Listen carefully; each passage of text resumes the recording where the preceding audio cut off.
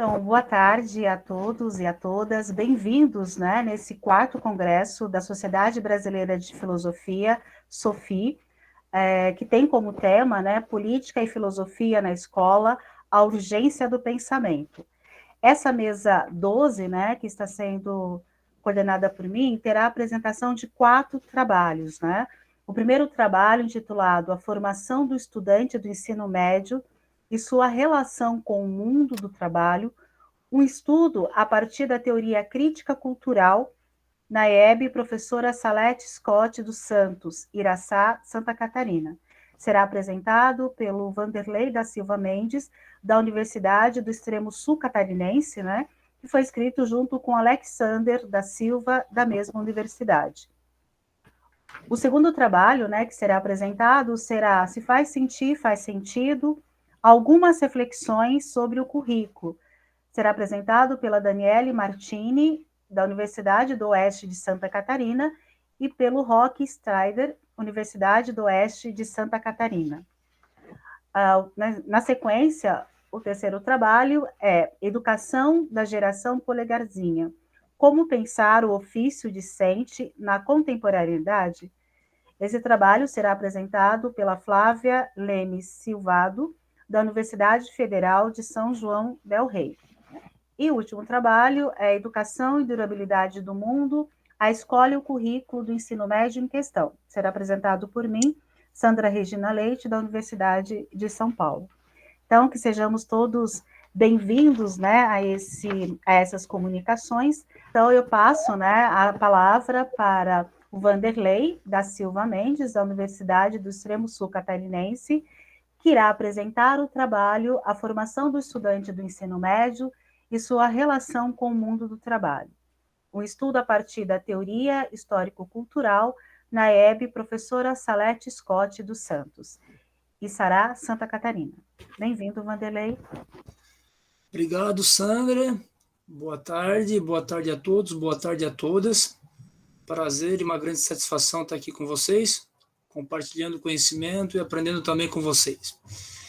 Então, a minha proposta de comunicação é justamente essa, Eu sou um professor da rede pública de ensino aqui em Santa Catarina, mais precisamente na região sul, no extremo sul de Santa Catarina. É uma cidade aqui chamada Içara, ela fica a 190 quilômetros da capital de Florianópolis, e do lado dessa cidade tem aí uma universidade, tem várias universidades, E uma delas, então, é a universidade da qual estou fazendo doutorado em educação, comecei agora no início do ano. E essa comunicação tem a ver com esse projeto, com essa proposta, que ainda está bem embrionária, propedêutica, de um projeto aí para uma possível tese no futuro e no futuro próximo. Como a Sandra muito bem apresentou, o título é esse: Pensar a educação na escola a partir da teoria histórico-cultural, uma reflexão sobre a formação do estudante do ensino médio na Escola de Educação Básica, a professora Salete Scott dos Santos, e sua relação com o mundo do trabalho. Parece que uma das questões, o mote da pesquisa, bem nesse momento agora que nós temos uma nova base nacional comum curricular, e eu vou acompanhar praticamente nesses 4 anos aí de ensino. Eu digo 4 anos porque, além de lecionar de manhã e à tarde, eu também leciono à noite. E à noite, então, eles pegarão um ciclo não de 3 anos, mas de 4 anos, para dar conta de uma carga horária. Então, eu vou estar acompanhando esses alunos todos aí durante todo esse processo da minha pesquisa, inclusive. Como eu coloquei como referências, Então, eu botei algumas perguntas, e algumas referências aqui. Então, algumas questões, que vão nortear a pesquisa. Que aspectos da teoria histórico-cultural influenciaram na educação escolar contemporânea? Segundo, que tipo de formação está recebendo o estudante do ensino médio na Escola de Educação Básica, a professora Salete Scott dos Santos? Terceira questão, que relações podemos estabelecer entre tal educação e o mundo do trabalho? E aí vai ser, com o tempo, categorizado o que é trabalho, qual que é a visão que se tem de trabalho. Assumindo o método dialético, a pesquisa apresenta como metodologia inicial a bibliográfica, né, tendo aí os estudos de Marx e Vygotsky como referências centrais. Busca-se evidenciar que a escola emerge como uma instituição fundamental para a constituição do indivíduo e para ele próprio, da mesma forma como ele emerge para mudanças da sociedade e da própria humanidade. A gente acabou de ouvir agora do professor Charlot, né? Quer dizer, não é a escola que vai mudar a humanidade, o mundo, mas a escola também mudando, muda também, né, o que acontece aí no mundo, acontece, né, com as pessoas. A complexidade da educação como prática social deve ser tratada dentro de um sistema educacional situado em uma dada sociedade e em um tempo histórico determinado.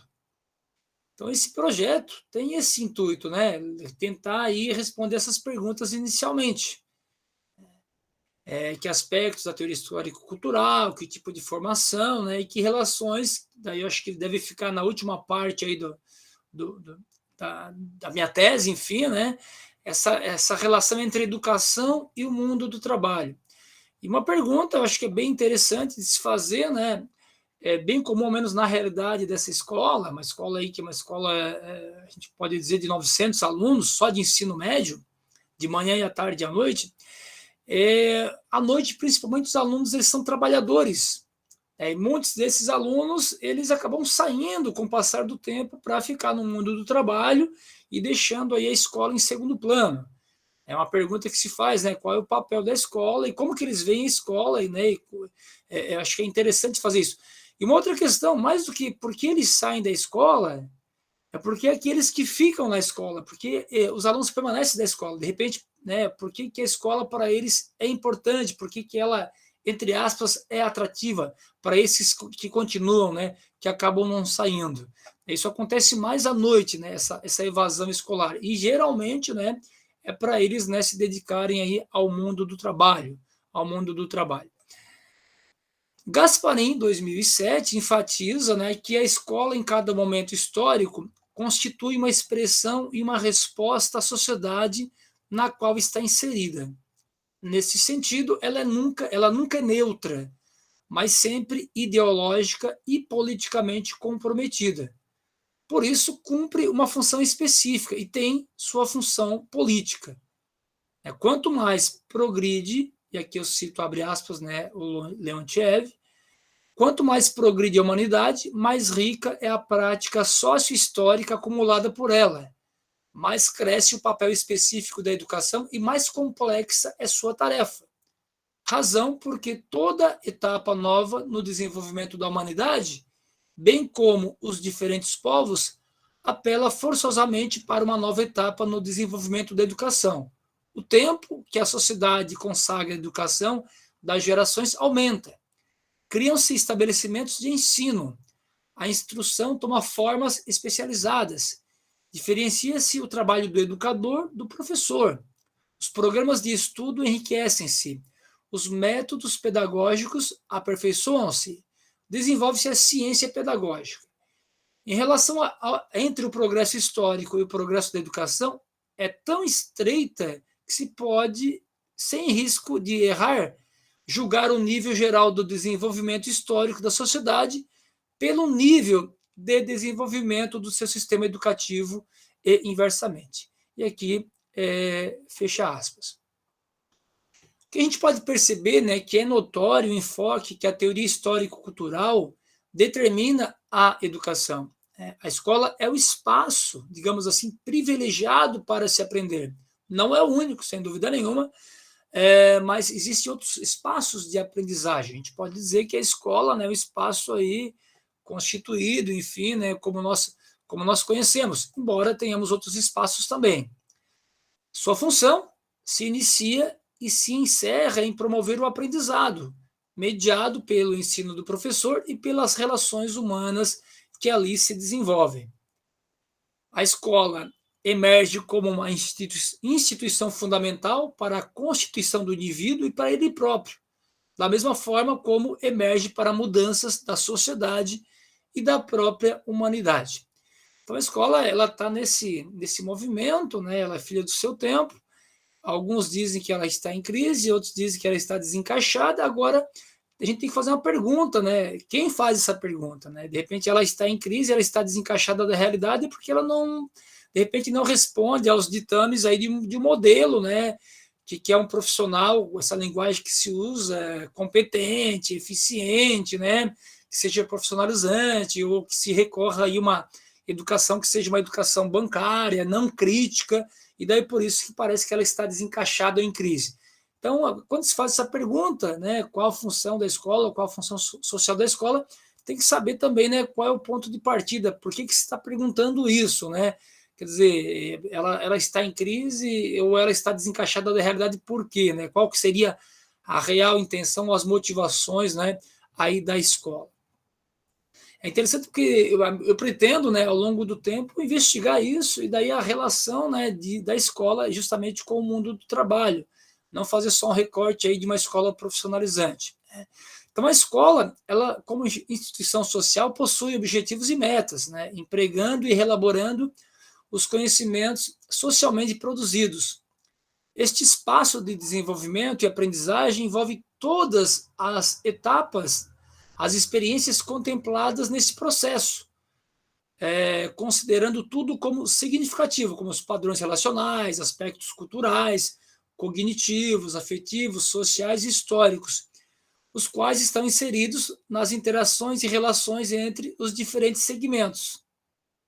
E é interessante porque quando o aluno chega à escola, né, ele já chega com todo um capital, como falava lá o Pierre Bourdieu, né, ele chega com todo um capital cultural, né, ele não chega, a gente pode citar lá o Locke, né, ele não chega como alguma coisa vazia, né, sem nenhum significado, né, ou mesmo as crianças lá no ensino fundamental, né, como diria lá o Rousseau no Emílio, sem personalidade, né, quer dizer, elas já chegam também com uma bagagem, mesmo na educação infantil, com alguma experiência que vem, né, de casa, das suas experiências hoje, até mesmo com o mundo digital, e no ensino médio não é diferente. Nessa escola especificamente, né, já tem aí muitos desses estudantes, desses jovens, né, que já têm uma experiência de vida de adulto, inclusive, né?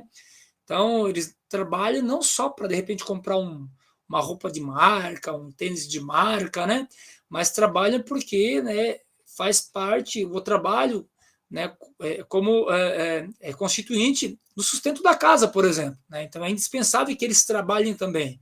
Então, digamos assim, já tem um processo de amadurecimento nesse sentido muito cedo por parte desses estudantes, né? E nesse caso, desses trabalhadores, né? Desses trabalhadores. Alguns aí como menores aprendizes, enfim, né? Eu coloquei no artigo ali, ó, referenciei ali a LDB. Eu vou acabar pulando isso em função do tempo, né? Mas assim, citei ali a função da escola, do processo de formação do homem, enfim, né?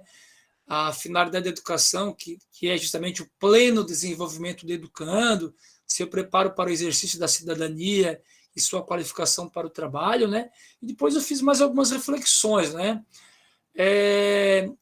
Um deles é esse: a escola tem um pressuposto teórico e filosófico que determina a sua dinâmica e seu funcionamento. Para Duarte, seria impossível analisar histórica e criticamente a educação sem a fundamentação em uma teoria que a sustente. Ao nosso ver, essa deve definir a formação do indivíduo como um processo, em essência, histórico e social. E é justamente, eu falo isso para justificar, né, a escolha da base teórica, né, e a importância do aprofundamento dos aspectos históricos, né, que se originou e como ela se desenvolve na contemporaneidade, né, educacional no início do século XXI, certo? Eu acabei situando então a escola, já falei um pouco para vocês dessa escola, né, uma escola aí que o público-alvo é justamente alunos de 15 a 20 anos, respeitando aí as suas especificidades. Eu acho que uma coisa importante para a gente entender, né, essa escola também, muitos desses alunos vêm aí de bairros vizinhos, né, ao centro da cidade, também de comunidades do interior, né, que chegam até a escola por meio de transporte escolar.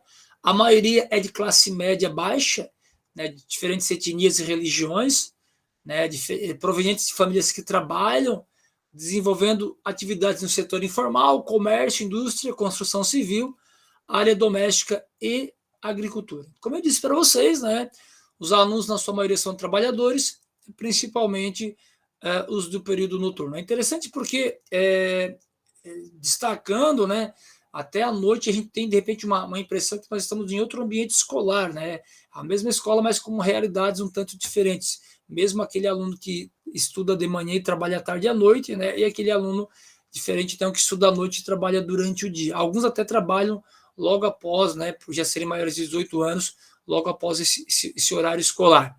Tá? Já falei do número de alunos matriculados também para vocês, e eu quero destacar, então, acho que a parte, né, justamente que mais interessa aqui, essa relação que é a relação aí com o mundo do trabalho, né? E por que a opção aqui com a teoria histórico-cultural? A teoria histórico-cultural, como se conhece, é uma corrente da psicologia soviética de base materialista que parte do entendimento de que o homem é um ser histórico e social, né? E que pelo processo de aprendizagem e desenvolvimento participa da coletividade. Essa teoria foi elaborada aí pelo pensador russo Vygotsky, né, com a colaboração aí de seus compatriotas, né, o Luria, o Leontiev, enfim. Eu fiz aqui alguns comentários, situei, né, também esses autores. No campo da psicologia, entre 1925 e 1930, Vygotsky e seu grupo de pesquisadores, entre eles Luria, Leontiev e outros, provocaram uma revolução na forma de interpretação da consciência e das funções superiores do cérebro, uma vez que afirmaram que essas capacidades se desenvolvem no social, na história e na cultura, não sendo capacidades que nascem prontas. As pesquisas mostraram que as funções psíquicas, especificamente humanas, como o pensamento lógico, a memória consciente e a vontade, não se apresentam prontas ao nascer. Elas formam-se durante a vida como resultado da apreensão da experiência social acumulada pelas gerações precedentes, ao dominarem-se os recursos de comunicação e de reprodução intelectual, antes de tudo, por meio da fala, que são elaborados e cultivados pela sociedade. Com esse pressuposto, Vygotsky e seus colaboradores fizeram uma contundente crítica à psicologia vigente, idealista e de tendência norte-americana, que via o desenvolvimento do homem dentro de uma perspectiva evolutiva e linear. Eu acabei colocando, então, aqui, fazendo uma relação do pensamento e da linguagem, citando, inclusive, o Marx, né, essa ideia da modificação da natureza, tá? Deixa eu destacar aqui, então, né? E aqui, então, para me encerrar e para não perder isso, né, que é o mote da pesquisa, falando da educação e do trabalho. O trabalho é uma ação fundamentalmente humana sobre a natureza ou objeto, a fim de transformá-los em algo em seu próprio benefício, tanto no trabalho intelectual quanto no trabalho material. Sua função primordial é transformar. O trabalho educativo é o ato de produzir em cada indivíduo singular a humanidade que é produzida histórica e coletivamente pelo conjunto de homens. A educação é a forma pela qual o homem assimila o mundo para se tornar humano. O homem aprende a ser homem, o que implica o trabalho educativo. Aí na fala do Saviani, né? O homem é o único animal que nasce inacabado. Ele precisa aprender a ser homem. Esse processo de hominização vincula-se à organização social. Todas as instâncias sociais educam.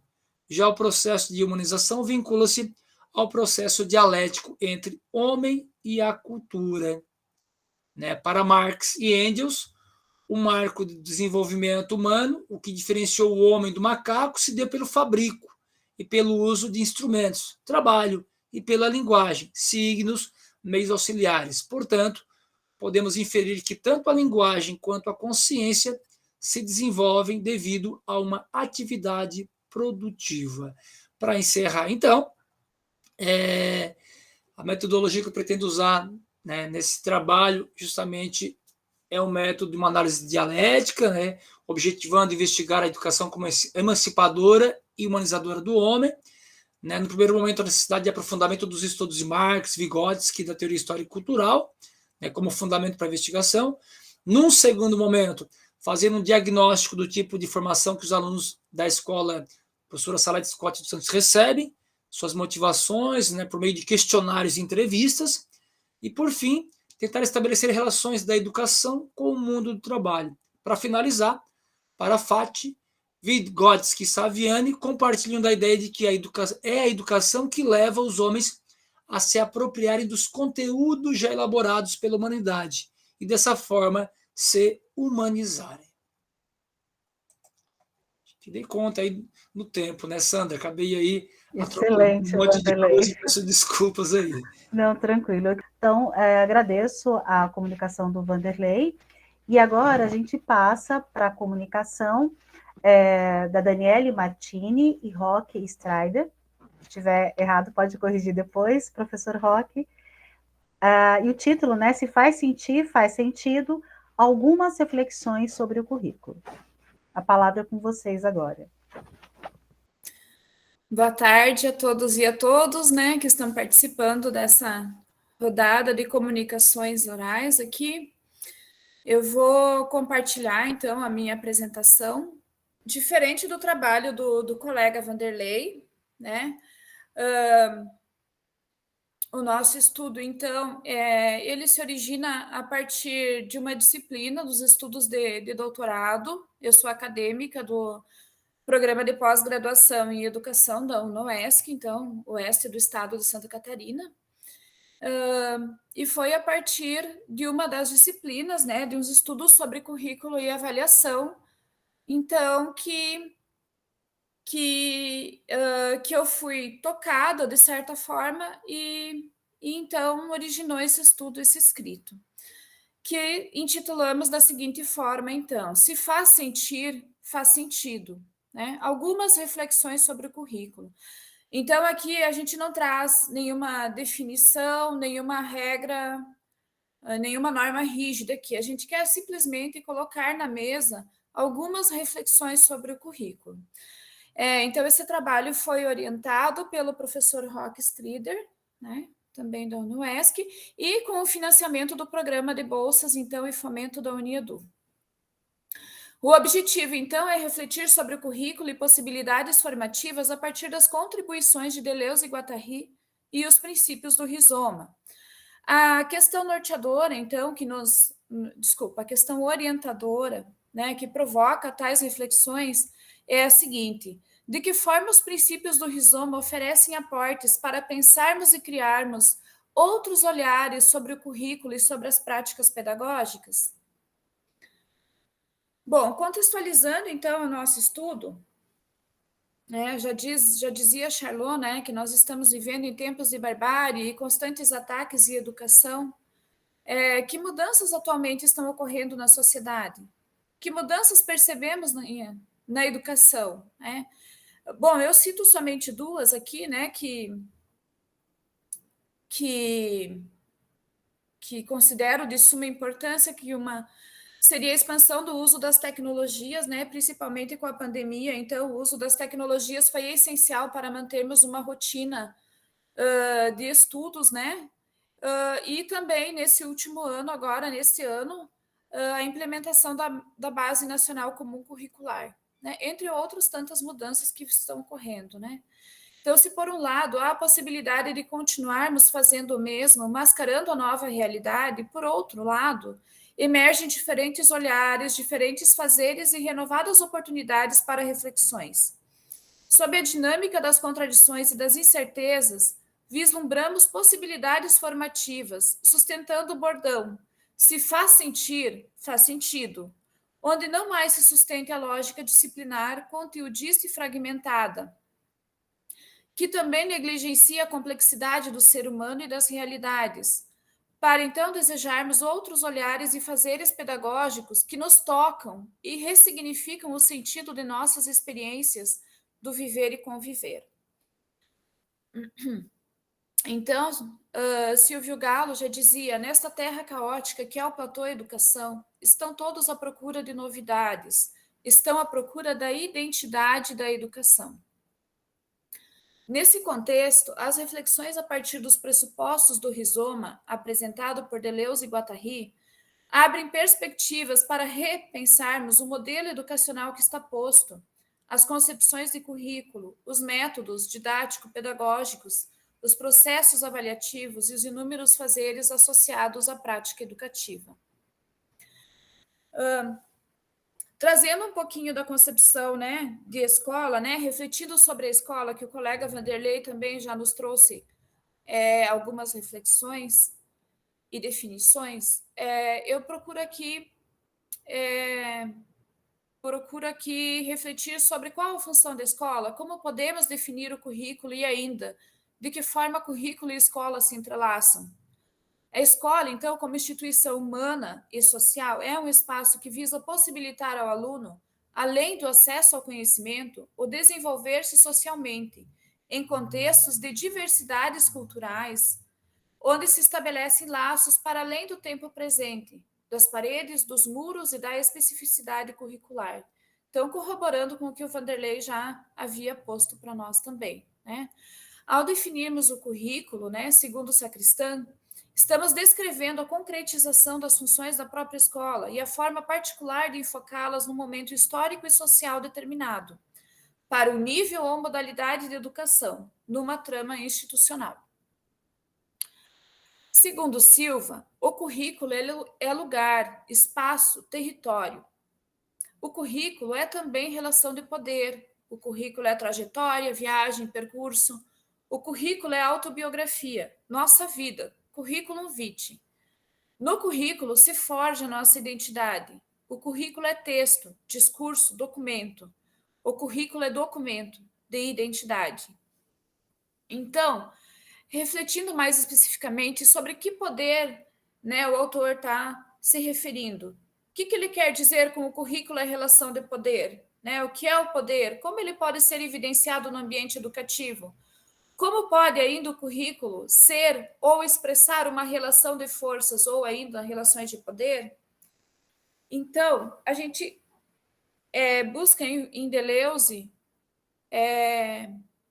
um embasamento que é trazido por Foucault, né? Para Foucault, poder e força estão intimamente relacionados, pois para o autor toda relação de forças é uma relação de poder.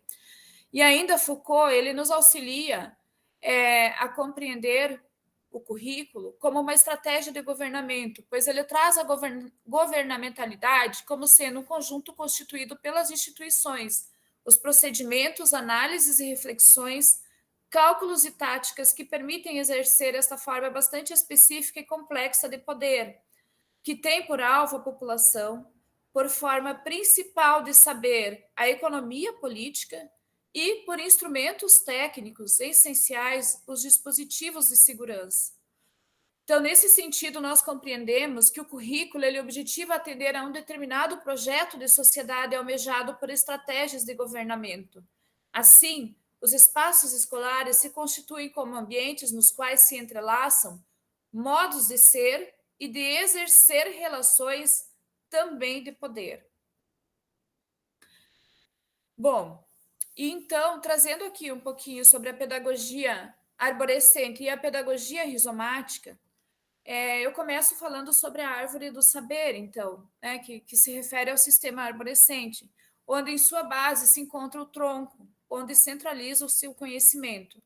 Os sistemas arborescentes, então, para Deleuze e Guattari, são sistemas hierárquicos que comportam centros de significância e de subjetivação, autômatos centrais como memórias organizadas. A partir do tronco se originam galhos e folhas, os quais se referem a uma gama de conhecimentos, especialidades, que não se cruzam nem se entrelaçam, corroborando com o modelo proposto por Descartes, onde impera a fragmentação, o isolamento e a especialização do conhecimento. Então, aqui eu vou falar um pouquinho melhor sobre esse modelo proposto por Descartes, né? Que é o currículo que se estabeleceu nos moldes tradicionais de ensino, sob o paradigma cartesiano-newtoniano. Então, esse currículo contribuiu significativamente para o desenvolvimento científico e tecnológico, pois o pensamento dotado de clareza, de organização e de objetividade propiciou a validação científica e pública do conhecimento.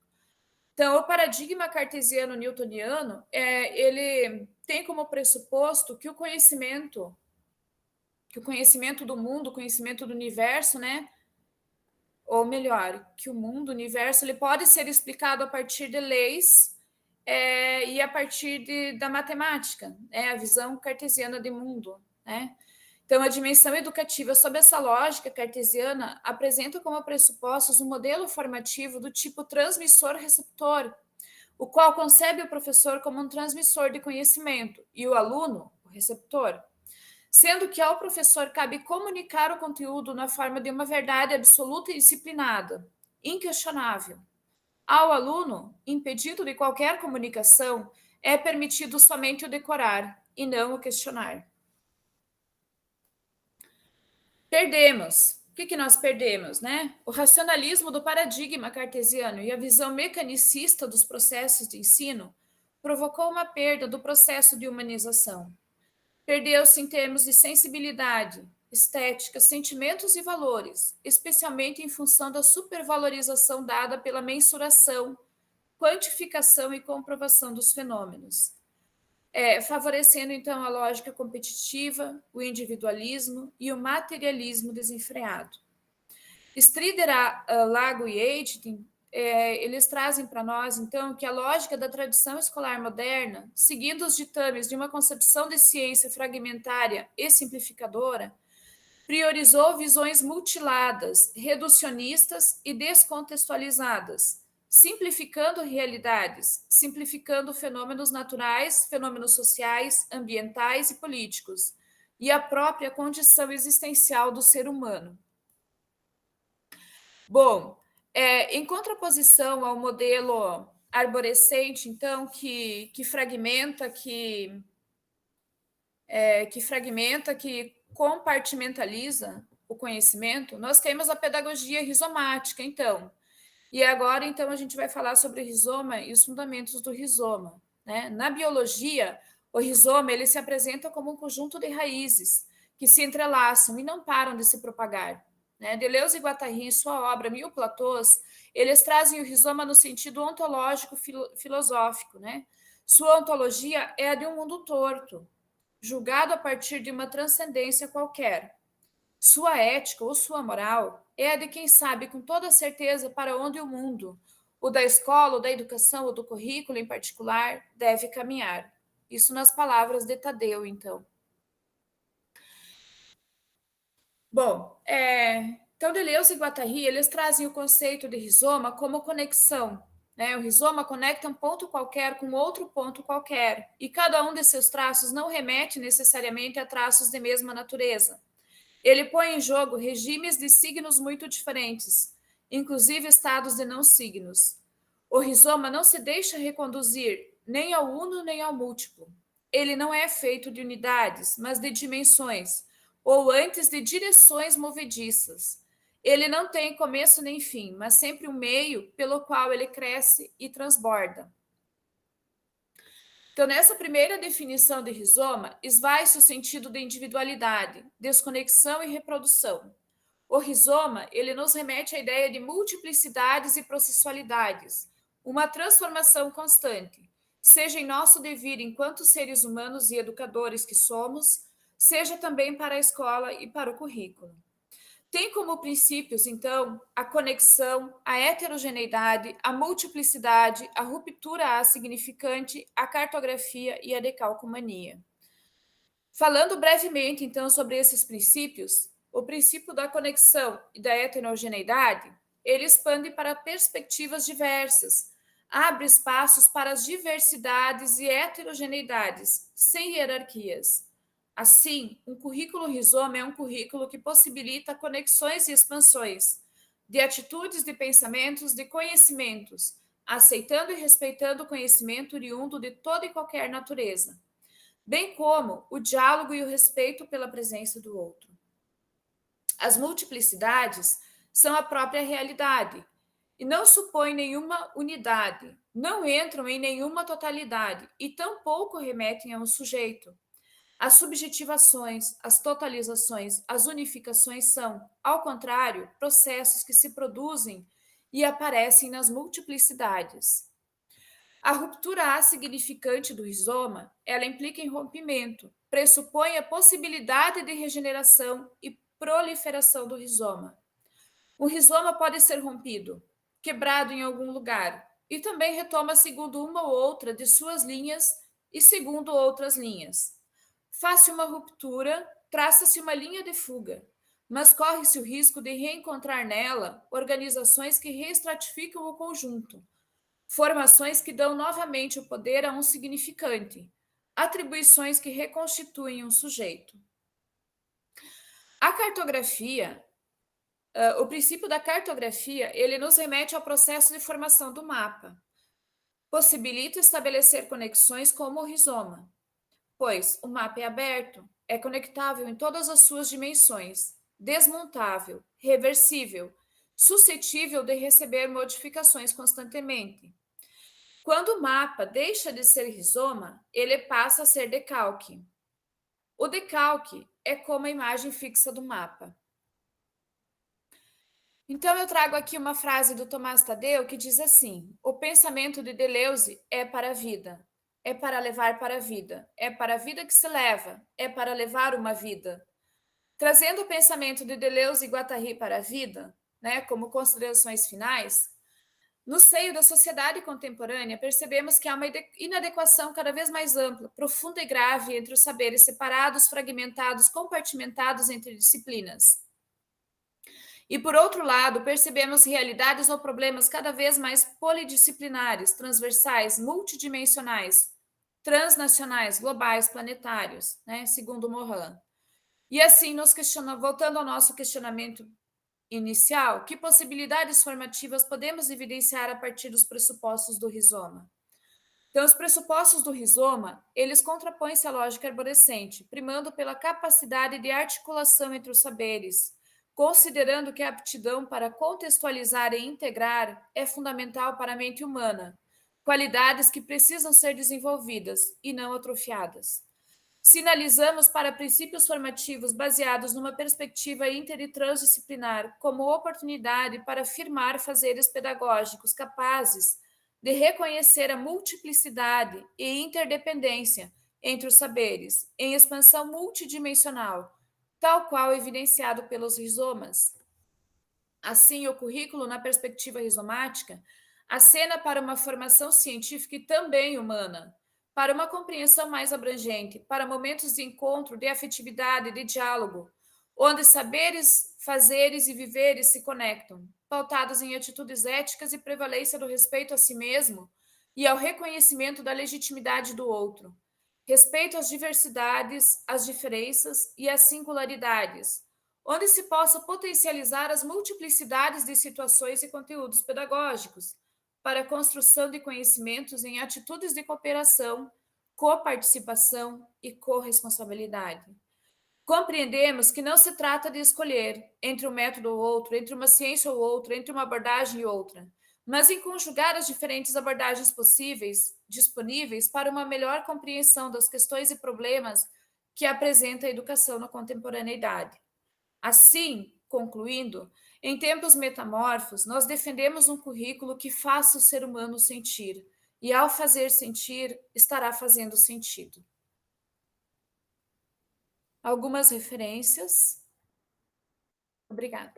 Grata, Daniele, dentro do tempo, né, pela sua apresentação dessa sua pesquisa de doutorado, tá bom? Agora, a gente passa para a terceira comunicação, que é da Flávia Leme Silvado, da Universidade Federal de São João del Rei, uma pesquisa de mestrado intitulada A Educação da Geração Polegarzinha, como pensar o ofício discente na contemporaneidade. Bem-vinda, Flávia, e quando faltar 5 minutos eu te aviso com a mãozinha, ok? Tá bom, obrigada. Boa tarde a todos. Eu vou compartilhar a minha tela. Então, a Sandra já apresentou aí meu título. Eu falo em nome da Universidade Federal de São João del Rei, que fica em Minas. E aí, vou pensar com vocês sobre a educação dessa geração polegarzinha, e mais adiante eu explico um pouco de quem é essa polegarzinha, a quem eu me refiro quando eu falo de polegarzinha. Já adianto, assim, que fiquei muito feliz de, antes de mim, ter um trabalho falando da multiplicidade, porque Michel Serres, que é um pensador que eu uso bastante, ele trabalha muito essa ideia de multiplicidade. Não falo tanto de currículo, mas está bem alinhado assim, com o trabalho que eu estou desenvolvendo. Esse é um pedaço, então, é um recorte da minha dissertação de mestrado. Eu qualifiquei em algumas semanas, então ela ainda não está concluída, mas está aí avançando para a defesa, espero que em breve. Bom, primeiro ponto importante, então, sobre esse tema que eu proponho, é o ofício discente. Eu me refiro à discência, ao fato de ser aluno como um ofício, assim como um trabalho que gera reconhecimento social, que gera uma identidade e que tem funções a serem exercidas, implícitas e explícitas. Então, o primeiro ponto importante para mim é pensar sobre o que é ser aluno. O que é, então, essa função, esse papel de aluno? Porque mesmo que não exista uma definição, uma cartilha sobre quais são as posturas, o que se espera do aluno, não precisa de muita explicação quando você chega na escola, e é muito fácil assim da gente usar adjetivos para se referir a esses alunos, por mais que a ideia do que se espera dele não seja tão explícita. Então, por exemplo, quando a gente pensa em disciplina, um aluno disciplinado, isso acaba ficando muito vago, porque seria uma disposição a fazer, ou seria ficar em silêncio, ou entregar bons resultados. O que é um bom aluno? Um aluno disciplinado, né? Então, essa vida escolar, ela se inicia ainda na infância, e durante essa trajetória escolar, o aluno ele precisa atender a diversas demandas externas que não necessariamente foram para ele uma escolha. E aí, espera-se não só que ele entregue determinados resultados, mas que ele se comporte de determinada maneira, que ele tenha posturas ali que façam sentido para a prática. O que eu defendo é que existe muita dificuldade nessa relação e que gera frustração de ambos os lados.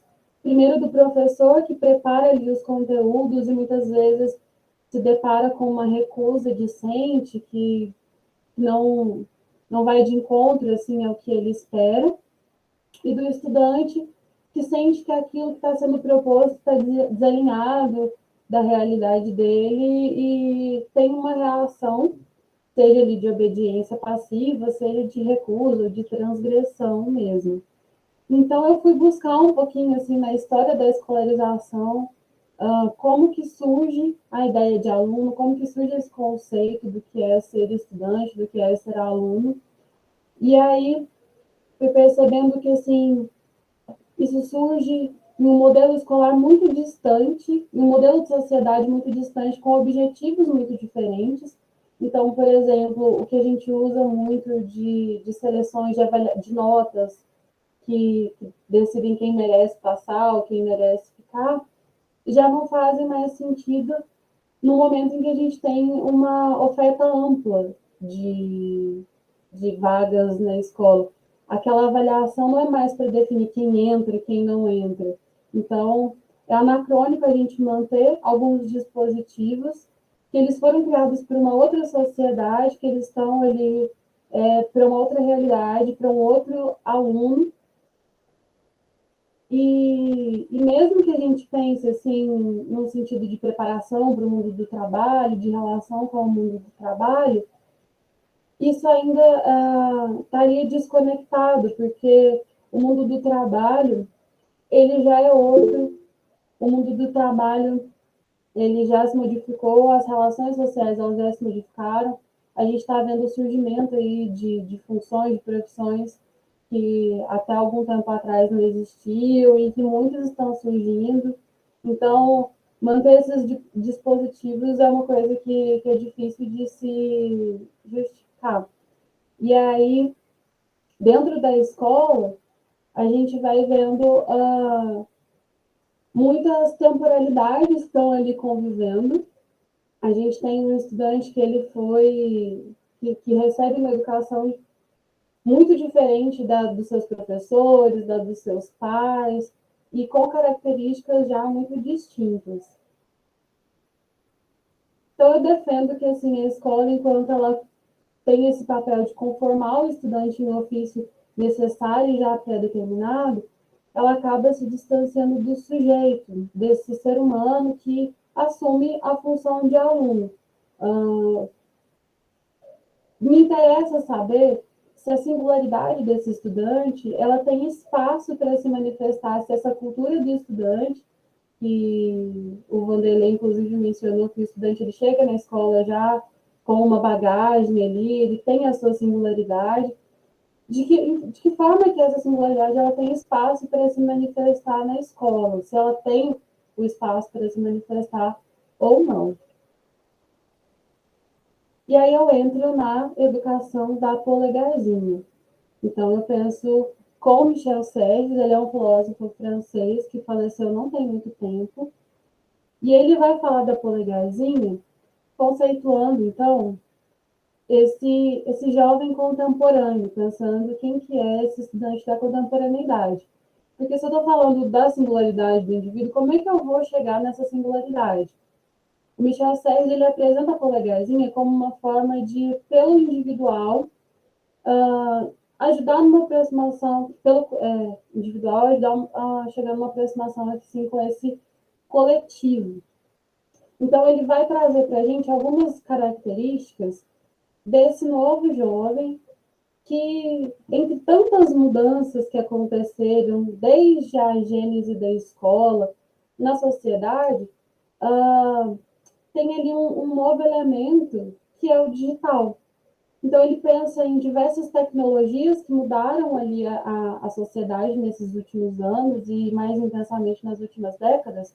Tecnologia de uma forma bem ampla, ele não vai falar só do digital, não vai falar só do celular, mas a gente precisa reconhecer que para esse jovem contemporâneo, o celular ele tem um papel importante. Surgiu um novo ser humano. O ser humano de hoje, o jovem de hoje, não é o mesmo do jovem de 50 anos atrás. Ele não é o mesmo do jovem de 20 anos atrás, que não tinha essa realidade digital ali presente. Então, o polegarzinho é o jovem que, pelos polegares, ele existe também. Ele interage, ele se relaciona, ele comunica, ele não tem mais fronteiras, as fronteiras dele, as vizinhanças são diferentes. E isso chega na escola. Então, como que acontece essa relação entre o digital, entre o jovem que é polegarzinho e a escola? Então, Michel Serres, ele vai demonstrar que sem que nos dessemos conta, um novo ser humano nasceu no curto espaço de tempo que nos separa dos anos 1970. Então, dentre muitas mudanças, nesse momento eu estou destacando o digital, mas não deixando claro que não é a única mudança que ele fala. Ele vai falar, por exemplo, da questão da saúde, do transporte, diversos elementos aí que fazem esse ser humano de hoje ser diferente de algumas décadas atrás. Então, como que a escola vai lidar com esse jovem tecnológico? Como que a escola vai lidar com esse celular, que é um novo elemento ali, e que muitas vezes é considerado como um grande antagonista ali da aprendizagem, considerando que esse celular ele não é, para esse jovem contemporâneo, uma ferramenta, como poderia ser considerado assim para uma pessoa adulta que aprendeu a usar o digital. Para esse jovem, o celular é uma parte do próprio corpo. Então, privar o jovem desse celular é como uma amputação. Então, está tirando dele uma parte, já se integra a ele.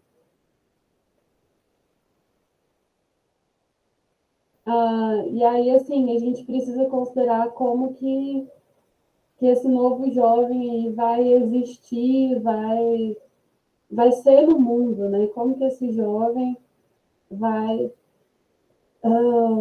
interagir, se relacionar, a linguagem dele já é diferente, a forma dele de se comunicar já é diferente. E, enfim, a instituição, eu acredito que ela está um pouco descolada dessa nova realidade, desse novo jovem. E aí o SES ele vai explicar para a gente que esse novo jovem ele é formatado pela mídia, propagada por adultos que meticulosamente destruíram a faculdade de atenção deles, reduzindo as imagens a 7 segundos e o tempo de resposta às perguntas a 15. São números oficiais. O SES ele não viu os stories acontecendo, mas ele já anunciava aí essa redução do tempo de atenção para 15 segundos, 7 segundos, e muitas vezes o jovem fica lá com o dedinho assim, e não consegue esperar nem os 15 segundos do tempo de um story, porque precisa consumir mais. Então, como que a gente vai pensar nessa escola de uma cabeça bem cheia, de levar muitos conteúdos, de levar informação, o modelo de educação bancária, sendo que a informação, conteúdos, eles estão aí disponíveis a todo tempo, estão sendo acessados a todo tempo. É preciso, então, reconhecer as possibilidades, os desafios também que essa nova realidade vai trazendo para a gente, que essa polegarzinha vai anunciando para a gente. Então, como que a gente vai ali insistir nesse modelo escolar canonizado, esse modelo escolar de um outro tempo, de uma outra época? Como que a gente vai impedir que esse jovem contemporâneo ele se manifeste e que ele aconteça ali na escola, né? Então, mais uma vez, assim, o digital ele não está só no momento de lazer do jovem, mas ele está mudando também o mundo do trabalho. E aí, esse digital ele traz para o jovem também diversos riscos que ele precisa aprender a lidar. Ele traz instabilidades, ele traz problemas que eu acredito que eles precisam fazer parte também da escola, que eles precisam ser trazidos e debatidos na escola.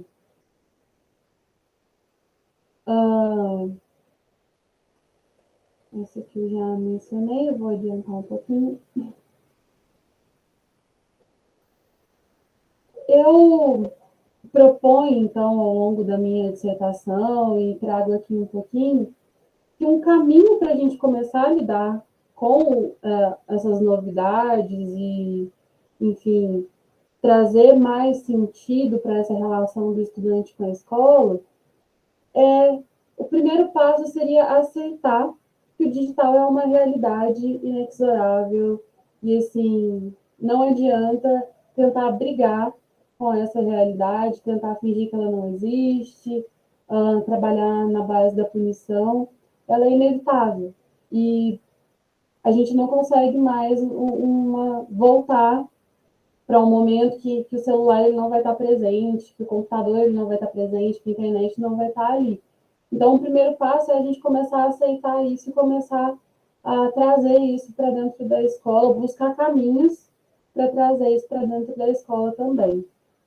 Então, quem é essa polegarzinha, né? A polegarzinha, e aí também preciso mencionar que o Michel Serres, ele não limita a polegarzinha em uma questão etária. Ele fala de uma população polegarzinha, porque, enfim, é mais comum nessa população, mas não está limitada na questão etária. Por exemplo, a questão geracional e temporal, a gente vivencia de forma fluida. Uma pessoa pode não ter nascido nessa era da informação, nessa era digital, mas ao mesmo tempo se adaptar de maneira que tem ali o celular como parte do próprio corpo, que tem características da população polegarzinha, e ao mesmo tempo esse jovem ele pode ter características que estão completamente distantes, por exemplo, pensar em um jovem que tem acesso ao mundo de informação, que ele não tem fronteira, e ao mesmo tempo ele vivencia preconceitos. Então, não está limitado à questão etária, mas é mais comum nessa geração, né? Então, assim, eu proponho que a gente veja o estudante como quem ele é, efetivamente. Não como o discente ideal, o bom aluno que a escola idealiza para ele. Reconhecer quem ele é de fato. Eu vejo isso como um caminho assim, para a gente se aproximar desse estudante, para a gente não tentar conformar ele num molde que já não serve mais, que já não está mais adequado.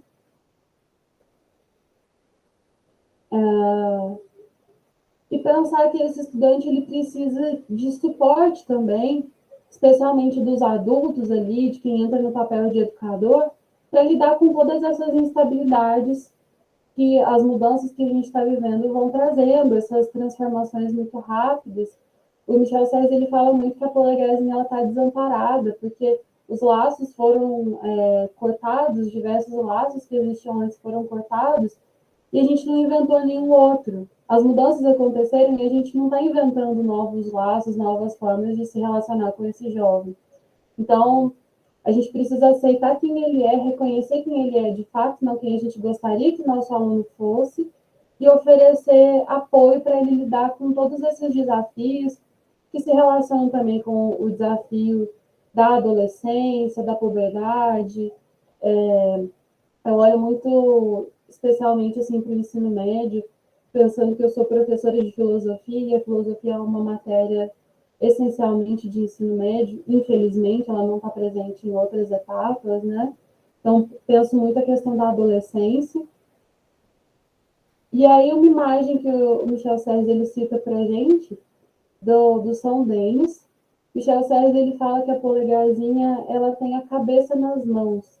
Então, a memória, os afetos, as relações, elas estão nas mãos, por isso nos polegares.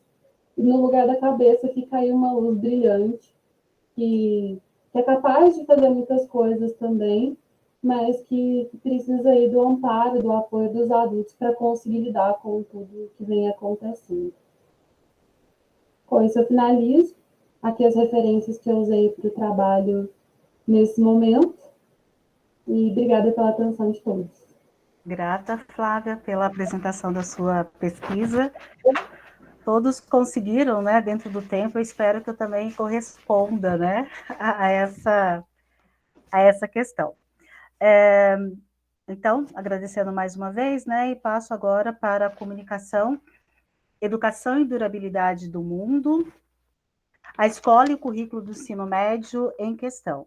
Essa é uma pesquisa de doutorado, né, que ainda está por ser finalizada, e eu trago para vocês aqui algumas questões pensadas ao longo dessa trajetória. Também sou professora do ensino médio, professora de filosofia. Então, vamos lá. O presente trabalho, eu vou ler até para mensurar mais a questão do tempo aqui. O presente trabalho tem por objetivo analisar, a partir da filosofia da educação, as diretrizes curriculares nacionais para o ensino médio 2018, estabelecidas, né, no contexto da Lei 13.415 de 2017, que trata da reforma do ensino médio.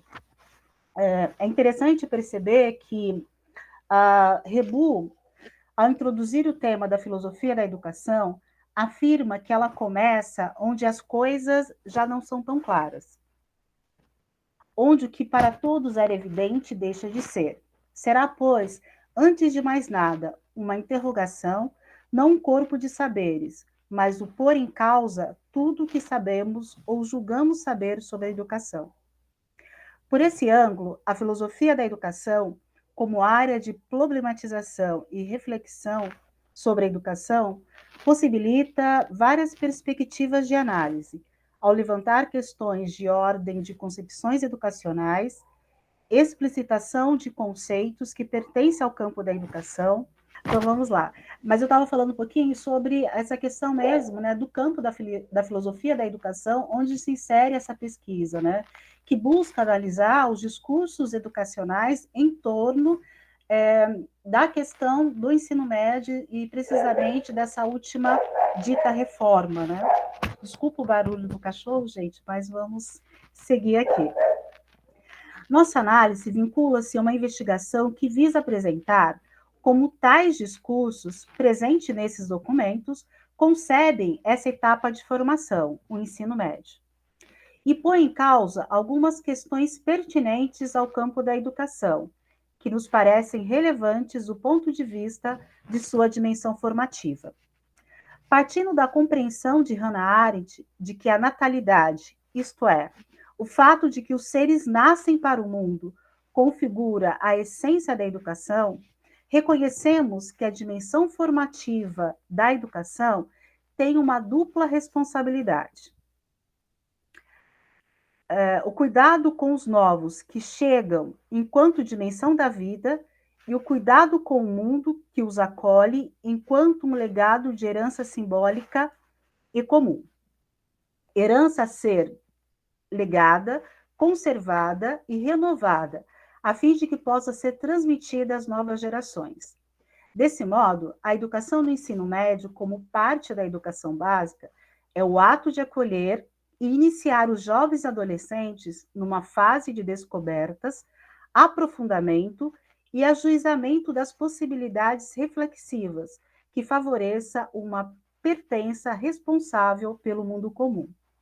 Nesse sentido, eu fiz um recorte, né, investigativo centrado em dois conceitos, em escola e no currículo. A escola é vista como tempo livre, né, como tempo livre, no sentido de sua desvinculação em responder às demandas do cotidiano do mercado de trabalho, e no currículo como partilha do sensível, em contraposição a um currículo centrado em competências e habilidades.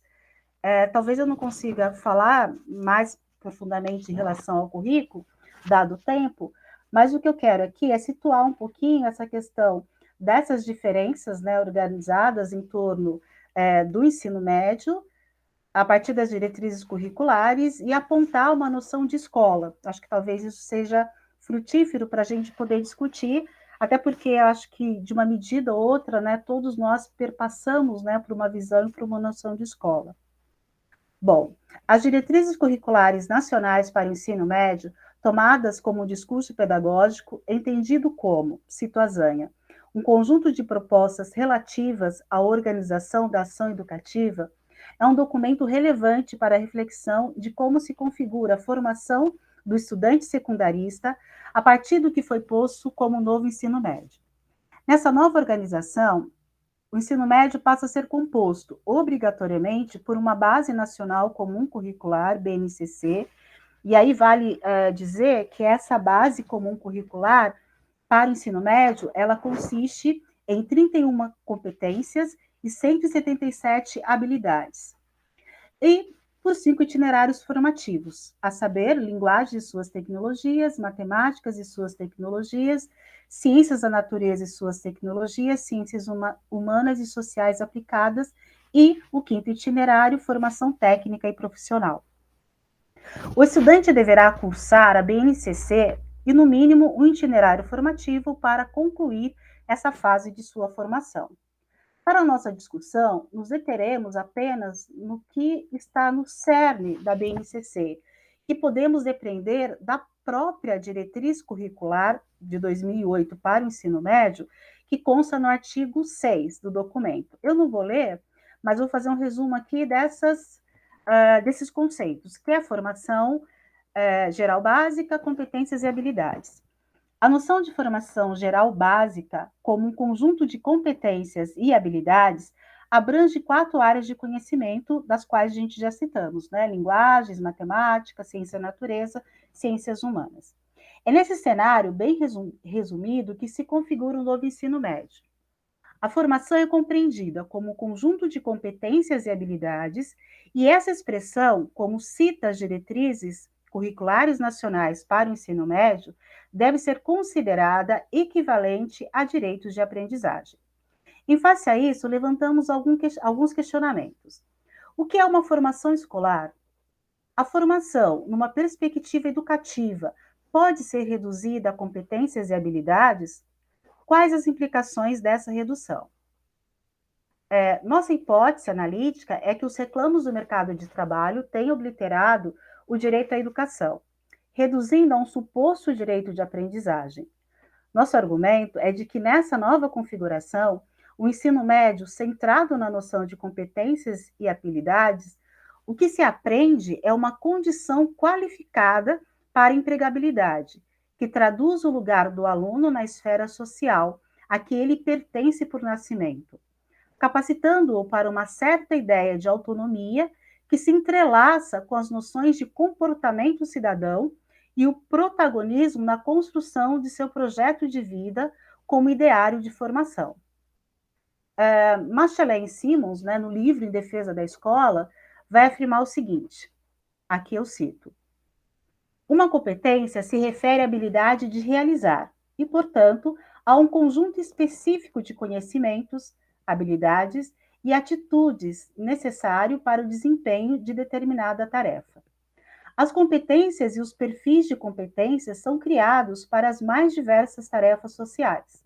Em outras palavras, competências validadas como qualificações são a moeda pelo qual o aluno vitalício, que cuida organizadamente da coleta de competências em seu portfólio, expressa sua empregabilidade social.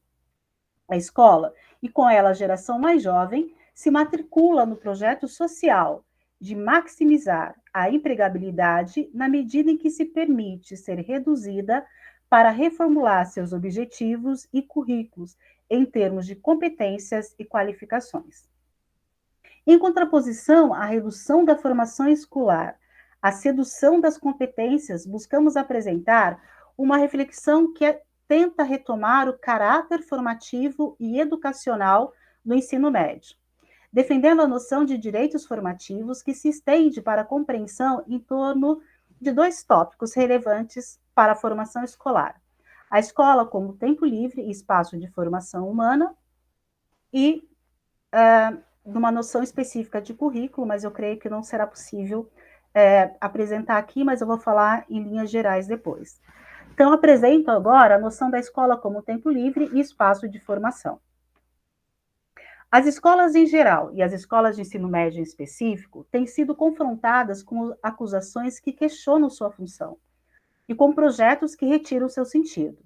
De um lado, a escola é acusada de ser alienada, de não responder às demandas do tempo presente, de desmotivar a juventude. Do outro lado, não faltam ideias e instituições financeiras que se aproveitam dessas acusações para agenciar projetos de renovação via inovação tecnológica, de maximização de custos, de tornar a escola não somente útil, mas que atenda às demandas do setor produtivo. Ao final, uma e outra posição tende a turvar a compreensão do que é a escola, e é sobre uma certa noção de escola, de ensino médio, o seu lugar e o seu sentido na formação dos jovens adolescentes que iremos refletir nesse momento. A escola, enquanto uma invenção política da polis grega, surge como uma usurpação do privilégio das elites na Grécia Antiga. Nesse sentido, a escola grega tornou inoperante a conexão arcaica que ligava os marcadores pessoais, raça, natureza, origem, a listas de ocupações correspondentes, aceitáveis, trabalhar a terra, engajar-se no negócio, no comércio, estudar e praticar. Essa citação é de Machelin e Simons. Em certa medida, a usurpação de privilégios que a escola realiza marca sua contestação desde o seu início até hoje. Não menos diferente, as escolas de ensino médio no Brasil, desde o seu início e até bem recentemente, era privilégio de uma elite. Ao abordar o antigo ensino de segundo grau, Azanha ressalta que o cultivo de uma cultura geral de caráter desinteressado figurou na tradição histórica como um ensino destinado aos adolescentes e tinha um caráter formativo, portanto, de uma formação geral e comum. E os itinerários formativos, especificamente, que é a grande aposta desse novo ensino médio, tende a desfazer essa formação geral e comum. O autor, no caso Azanha, adverte que essa formação geral, além dos conhecimentos que a compõem, pressupõe também o desenvolvimento do gosto pelo estudo. Percebe-se que essa tradição, quando de posse de um pequeno grupo, ainda que com suas contradições, manteve-se estável e sem grande questionamento.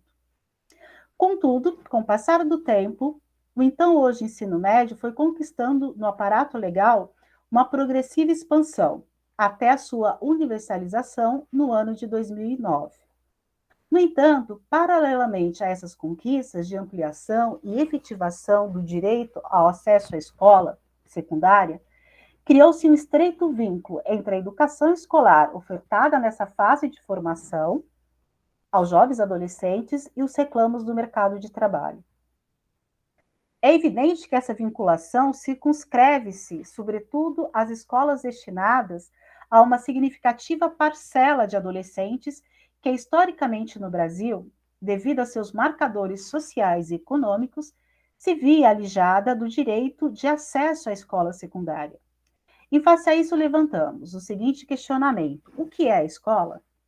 No instigante texto de Jacques Rancière, lançado no final da década de 1980, Escola, Produção e Igualdade, o autor questiona essa vinculação entre a escola e o mundo produtivo, argumentando que a escola não é, a princípio, uma função ou um lugar definido por uma finalidade social exterior. Ela é, antes, uma forma simbólica, uma norma de separação de espaços, tempos e ocupações sociais. Escola não quer dizer fundamentalmente aprendizagem, mas tempo livre. A escolé grega separa dois usos do tempo: o uso daquele cujas obrigações do trabalho e da produção retiram, por definição, o tempo de fazer outra coisa, e o uso daqueles que têm tempo, ou seja, são dispensados das exigências do trabalho. Rancière traz à tona a noção original da escola enquanto tempo livre, ou seja, um tempo liberado das demandas do trabalho, e que por isso e por nada mais possibilita a escolé. E se pergunta, qual a relação entre esses jovens atenienses bem-nascidos, que tinha direito à escola, à escolé, portanto, ao tempo livre, qual a diferença desses jovens atenienses e a multidão heterogênea e rebelde de nossas escolas da periferia? E aí ele afirma, nada além de uma forma, a forma escola. Essa forma escola, segundo Rancière, é definida por três relações simbólicas fundamentais. A escola não é, primordialmente, lugar de transmissão dos saberes que preparam as crianças para a sua atividade como adultos. Ela é, antes de mais nada, o lugar situado fora das necessidades do trabalho. O lugar onde se aprende por aprender. O lugar da igualdade por excelência. Ao centrar a formação dos estudantes secundaristas em torno da aprendizagem de competências e habilidades, as diretrizes curriculares nacionais retiram da escola esse tempo livre e impõem um tempo de treinamento, um tempo produtivo. Esquece-se que a escola pública democrática, nas palavras de Rancière, subtrai do mundo desigual da produção uma parte de suas riquezas para dedicá-las ao luxo que representa a constituição de um espaço-tempo igualitário, isto é, a escolé. Nessa compreensão primeira da escola, tem-se a possibilidade da experiência da igualdade, não como meta, mas sim como princípio, em face das riquezas do mundo. A forma escola faz com que todos a que ela tenham acesso possam participar do tempo e espaço igual, separado das exigências do trabalho. Portanto, a forma escola é uma condição para que o estudante possa tomar parte das riquezas do mundo. Bom, essa é o trabalho, dado adiantado do tempo, né? Acho que seria mais interessante falar mesmo sobre essa questão mesmo, né, dessa retomada, não só do conceito, mas da experiência do que é a escola quando ela nasce, né, como um espaço de tempo livre, né, na Grécia Antiga, e como que esse autor, esse filósofo francês, né, contemporâneo, Jacques Rancière, apresenta para a gente, tá bom? Então, aqui eu dou por encerrada, né, essa apresentação da comunicação da mesa 12, desse 4º congresso, né, da Sociedade Brasileira de Filosofia da Educação, cujo tema é Política e Filosofia na Escola, a Urgência do Pensamento. Agradeço a presença de todos os presentes aqui na mesa, né, que apresentaram suas comunicações, a Frávia Lemes, a Daniele Martini, o Roque Stride, Vanderlei da Silva Mendes. Então, agradeço a presença de todos e bom evento para todos nós até o final deste congresso.